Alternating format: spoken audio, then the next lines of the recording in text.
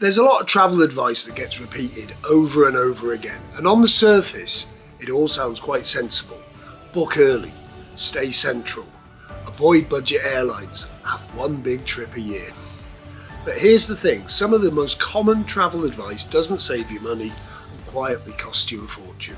I've followed it, I've ignored it, and after years of travelling on a normal basic salary, don't forget that's what I'm about, I'm just a normal guy, I've realised this: a lot of travel advice only works for certain people at certain times, and no one ever tells you that part. So today I want to talk to you about the travel advice everyone repeats and why it might be costing you more than you think. Right, slightly different angle today. We've all had our mate telling us what we should do. The reason this advice gets repeated isn't because people are stupid, it's because it sounds sensible. Most travel advice comes from a specific place, people taking one big holiday a year, booking the same way they always have, and wanting it to feel safe. So advice like book early, play it safe, don't risk it, gets passed around, it reduces anxiety, not because it saves money, because that's how you travel. Fair enough, it probably works for you, the person giving the advice. And some people do it to validate their own decisions. But if you're trying to travel more often, or travel differently, that same advice is actually costing you. And I didn't notice this at first because I followed it too. I got really good at booking the family holiday at the right time of the year through the safe agents and thinking I was saving money. I now know, and so will you if you watch my videos, that isn't the case.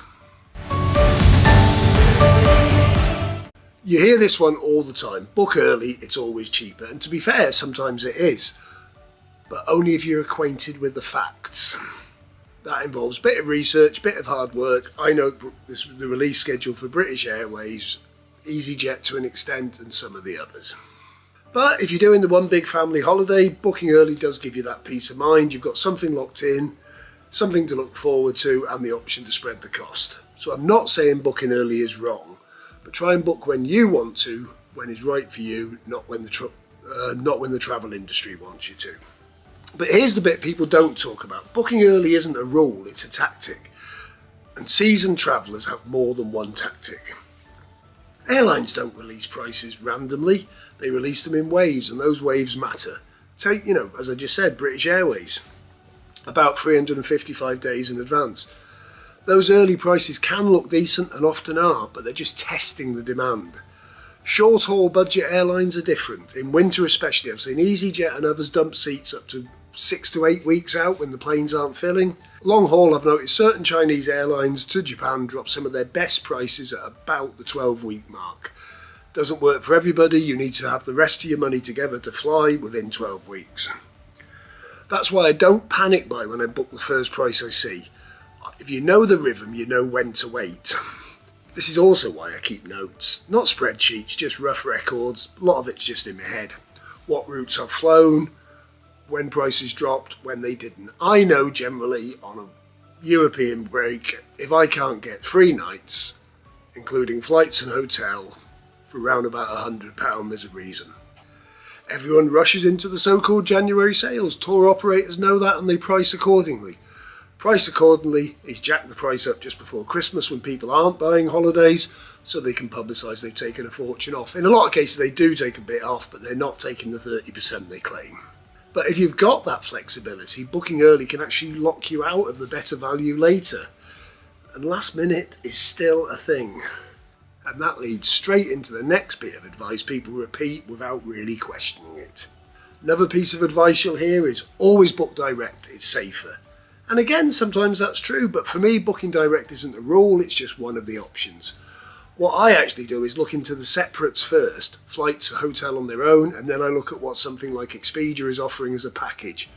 Sometimes they get bulk buying discounts that when you put the two together, it's really good. That worked for me really well on Canada. I couldn't get flights below about 250 return. Bundled it. I came up with the cheapest route I could find, the cheapest hotel I could find, and it was still kicking in at about $450 each. Put the two into Expedia and boom, it came in at $350 for a week in Niagara Falls. And also, if you've packaged it, there is a bit of peace of mind comes in with that. You've got ATOL protection, some of the ABTA rules, and credit card protection. This stuff matters when things go wrong, not when everything goes smoothly. And here's the other bit people don't realise. Quite often the booking sites are actually cheaper than booking direct with a hotel. Not always. I always compare the two. And some hotels you can't actually book other than through a booking site these days. But then sometimes I'll flip that round. I'll take a deal, then I'll dismantle it. I already know when the flights are. I already know where the hotel is. Can I swap the hotel for a better one even? Can I keep the flights and improve the location? Sometimes I beat the deal, sometimes I don't. And when I don't, I just take the package because you've got that ATOL protection and peace of mind of it being a package. They're liable for your whole holiday. That's sometimes worth paying a bit extra for.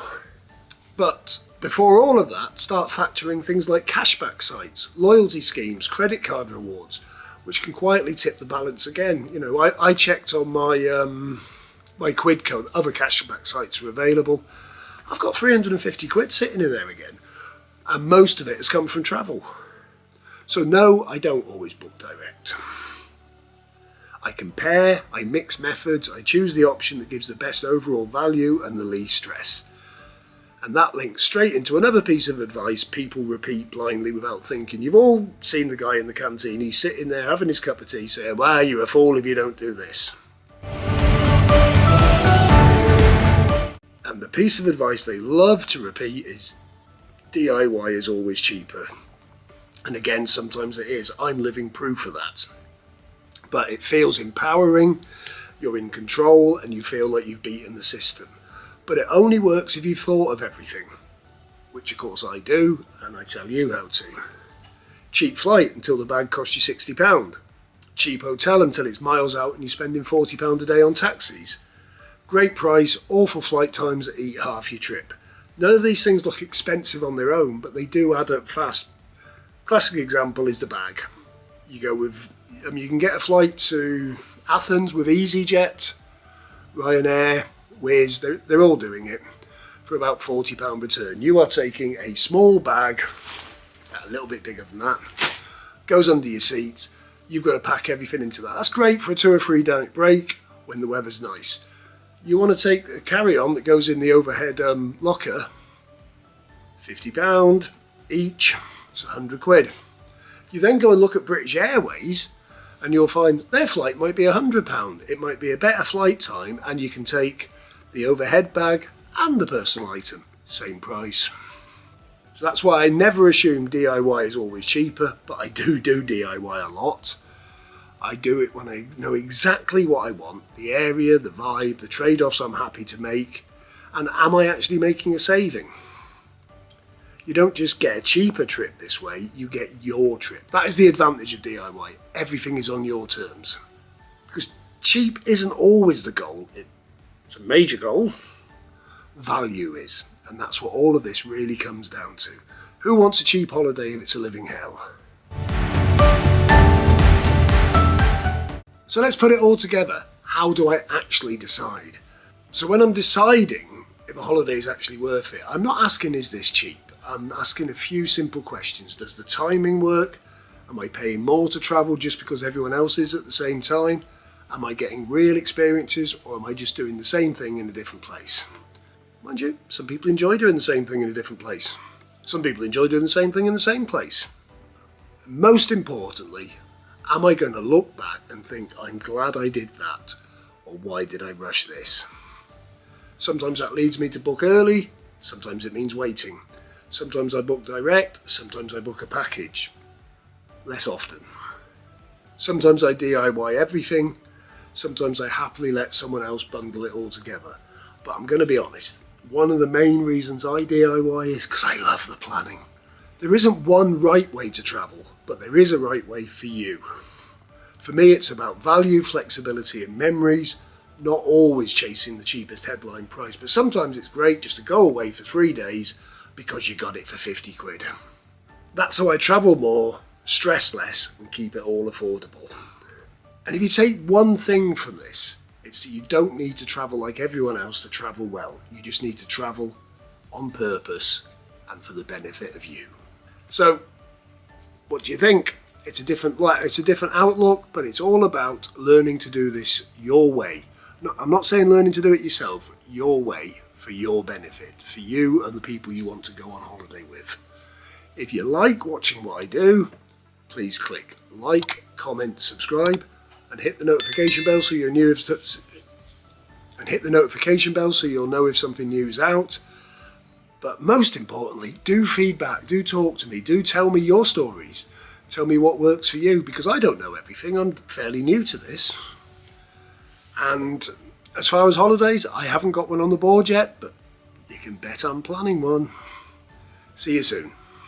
And it took us, less than 10 minutes to get here. This is Monastiriki Square. And there's an ancient church in the middle. We're right next to the train station. I'm telling you now, some of the restaurants here can be expensive, but there's one I went to with Book called the Greco Project. It does a really nice gyros and a pint for under a tenner a head. So just to show you where it is,